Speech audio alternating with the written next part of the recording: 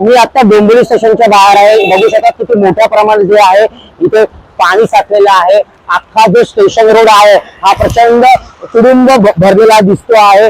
सकाळपासूनच कल्याण डोंबिवलीत मोठ्या प्रमाणात जे आहे ते पाऊस पडतोय. याच पावसामुळे स्टेशन बाहेर पाणी साचलंय. दरवर्षी या ठिकाणी पाणी साचत असतं मात्र महापालिका प्रशासन हे कुठेही लक्ष देताना दिसत नाही आहे.